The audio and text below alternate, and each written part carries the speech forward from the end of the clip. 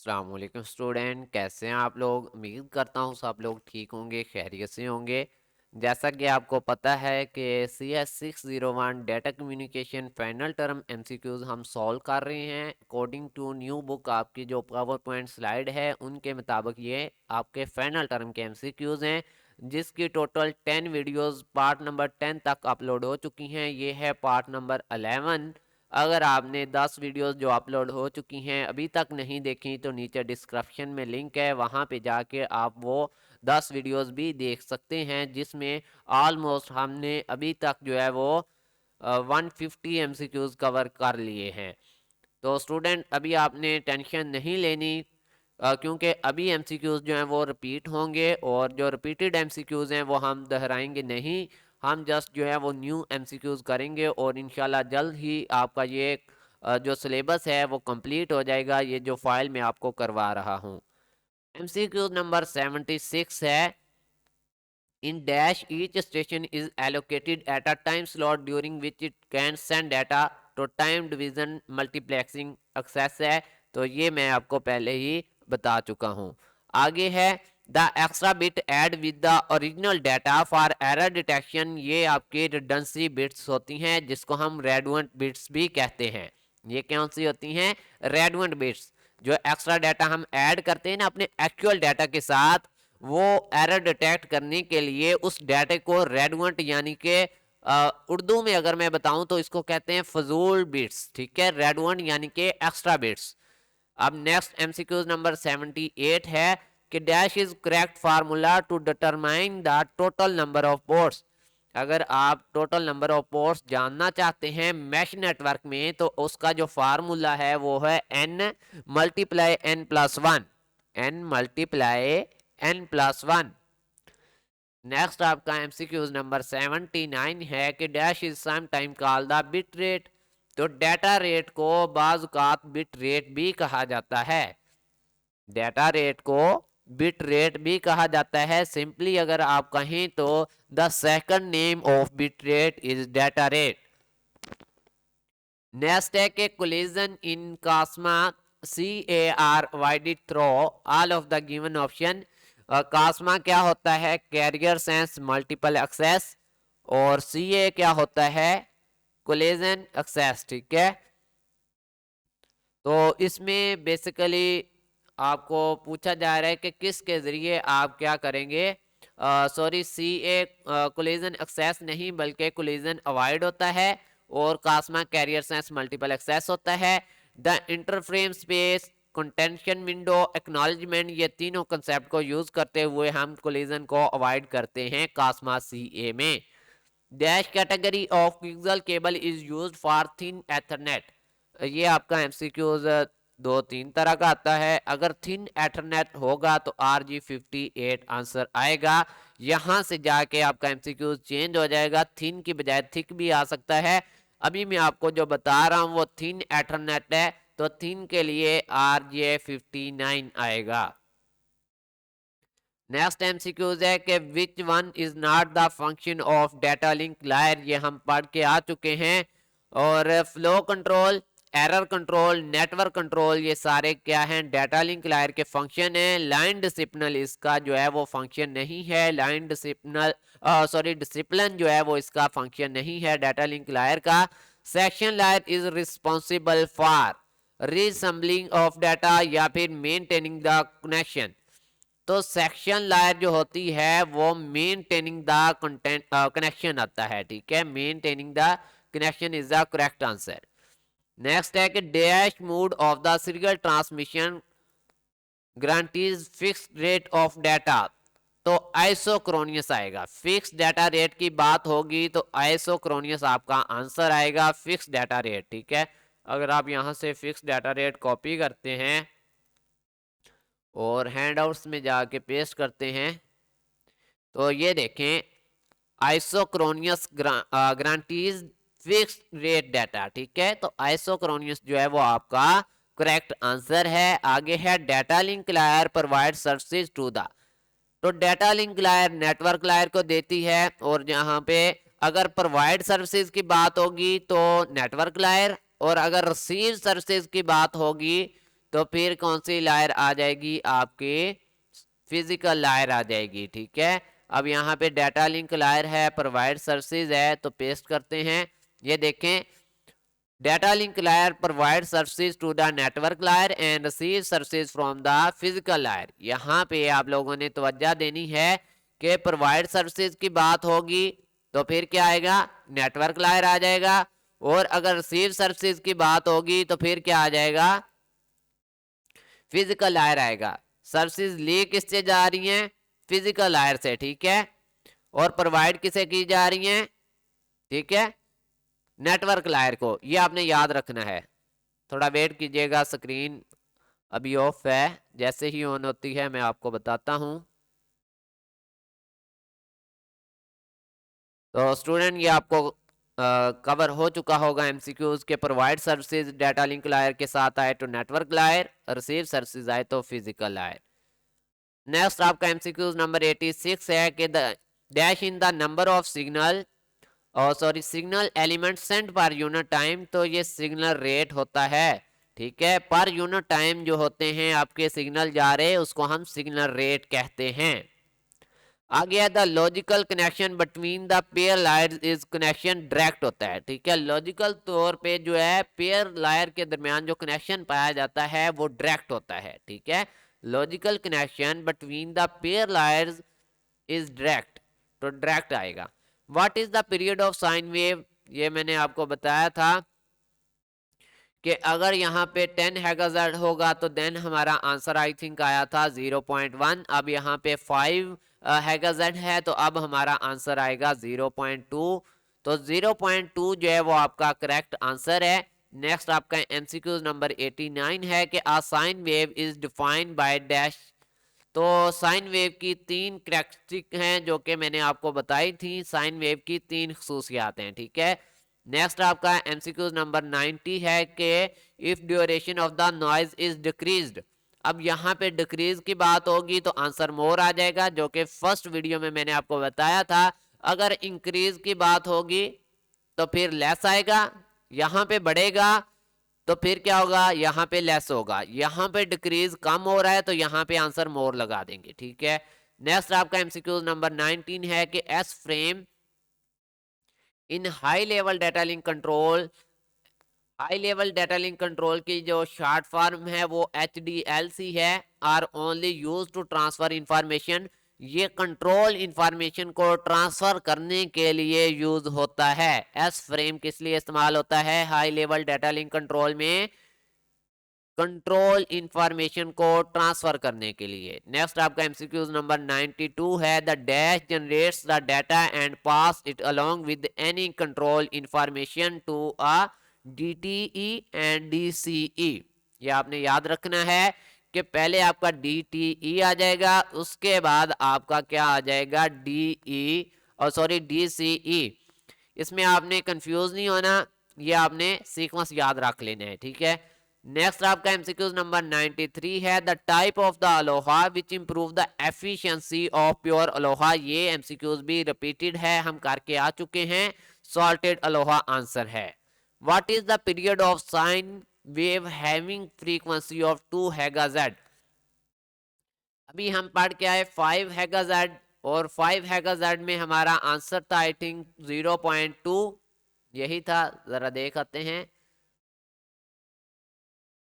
थोड़ा वेट कीजिएगा, मैं आपको दिखाना चाह रहा था। ये देखें, अगर 5 हैगाज़र्ड है तो फिर आपका 0.2 आएगा। ठीक है, पीरियड ऑफ साइन वेव 0.2 अगर 5 हैगाज़र्ड है। ठीक है, अब यहाँ पे अगर हम देखें तो 2 हैगाज़र्ड है तो फिर आंसर आपका आएगा 0.5। ठीक है, यहाँ पे साइन वेव, ठीक है, पीरियड ऑफ साइन वेव मैं कॉपी करके ये आपको एमसीक्यूज जो हैं वो यहीं से सर्च करके कवर करवाता हूँ। 3 एमसीक्यूज हैं।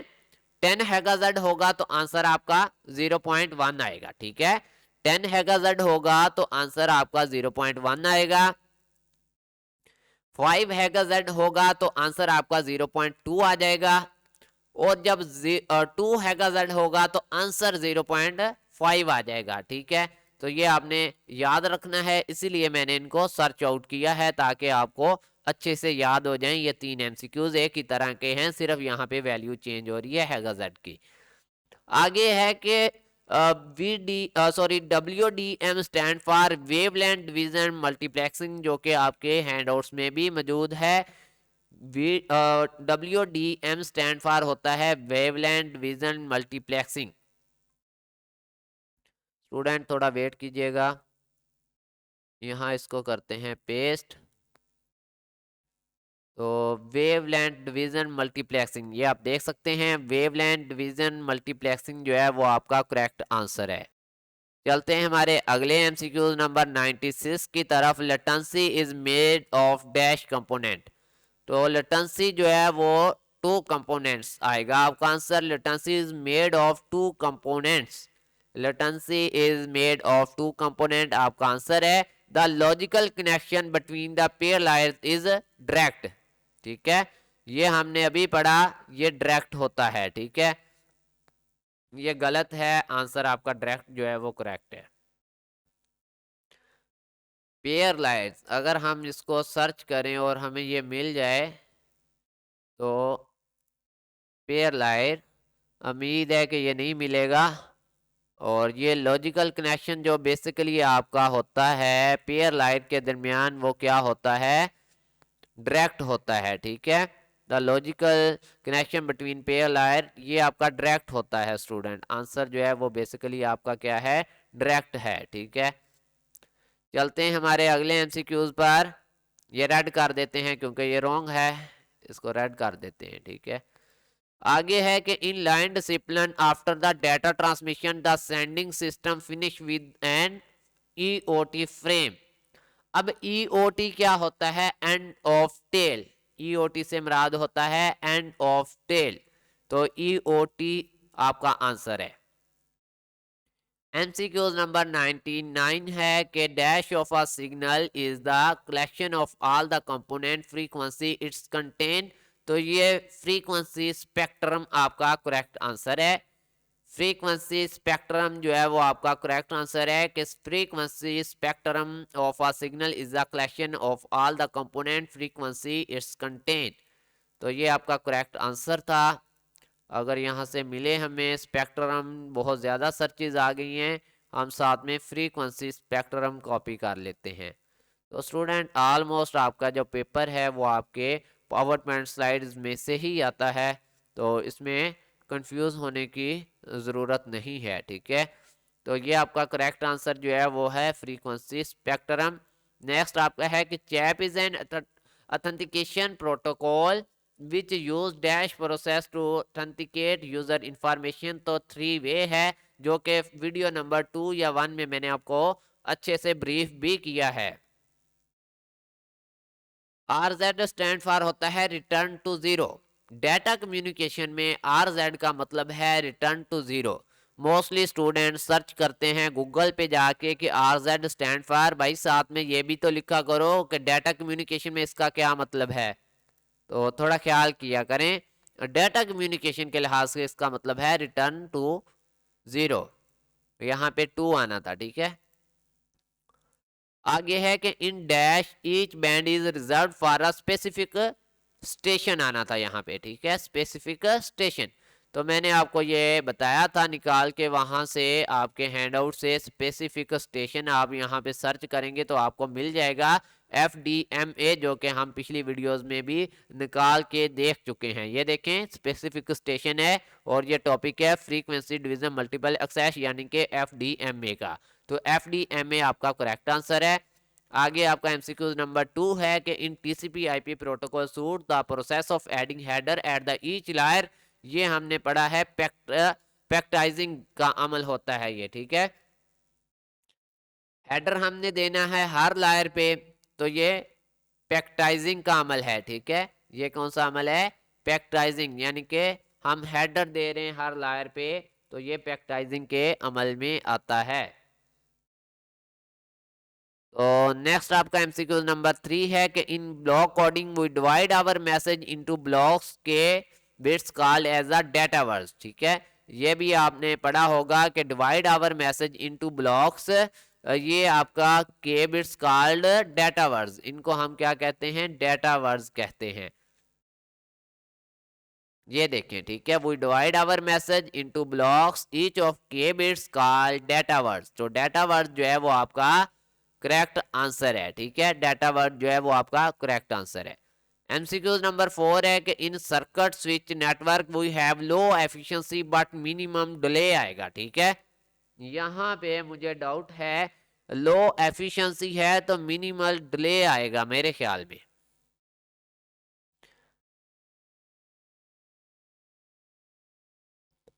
मिनिमल डिले आना चाहिए, यहाँ पे इसने स्पीड का जो है वो गलत लगा दिया है, यहाँ पे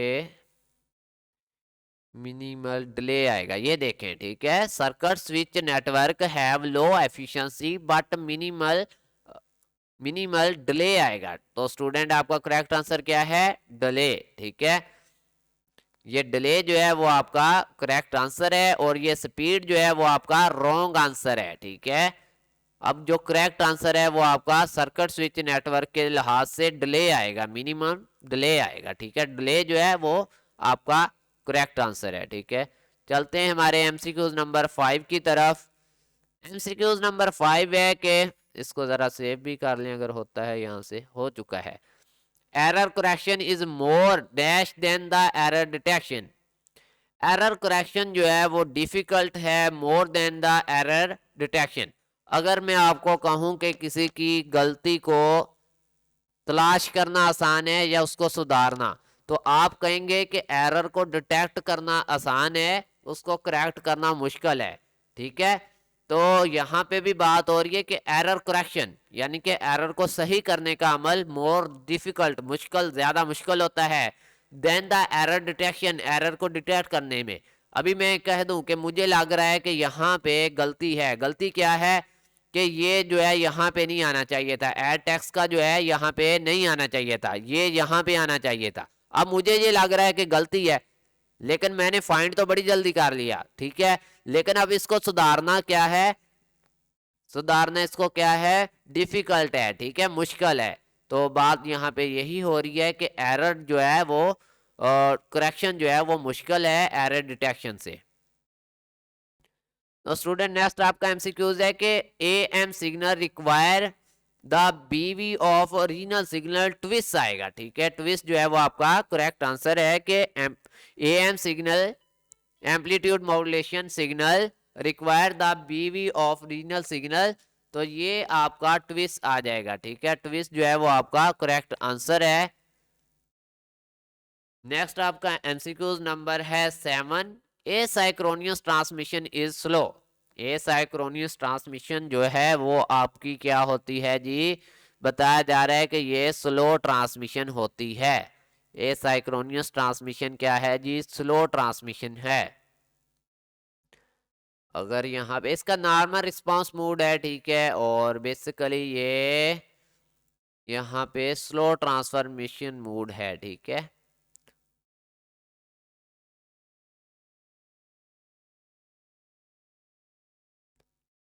नेक्स्ट आपका है जी MCQs number 8। The internet is a global network of computer networks, ठीक है। इंटरनेट क्या है, ग्लोबल नेटवर्क ऑफ कंप्यूटर्स है, ठीक है।